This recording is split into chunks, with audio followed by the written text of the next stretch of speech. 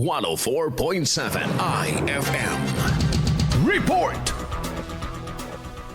Isang negosyo, yan umano ang naging desisyon ng kasalukuyang Agriculture Secretary ukol sa pag-i-import ng isda upang punan ng food security sa bansa. Ayon kay Pamalakaya Pilipinas Chairman Andy Hicapa, hindi umano sinasalamin ng nakatakdang pag-import ng 25,000 na metrikong tonelada na isda sa Pinas ang pagpapatatag o pagpapaunlad ng kanilang sektor upang maging stable at self-reliant ang bansa. Kaya malinaw na itong direksyon ng administrasyon ni Secretary Tio Laurel ay isang negosyo. Ang direksyon ng kanyang programa ay negosyo, hindi yung pagpapatatag, pagpapaunlad para maging sustainable at maging self-reliant food supply yung ating bansa, kundi papatayin ito yung ating lokal na industriya at mag-aasal tayo sa importation. Dagdag panihika, matagal na umanod nila itong suliranin at tila walang nababago sa sistema ng kalakalan nito. Pagkwe-question din ito na malaking parte ng ating bansa ang pwedeng pagkunan ng isda. Kaya ironic na dapat ay hindi natin naranasan ito dahil nga doon sa pagking pledge country natin. Makalaki ng ating katubigan, yung karagatan natin, 7 ulit ang laki sa lupa ng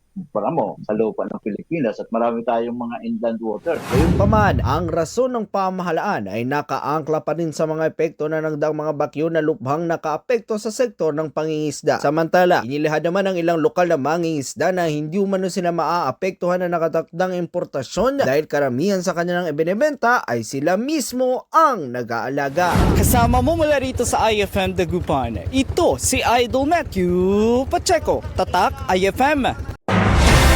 IFM News. IFM News. IFM News.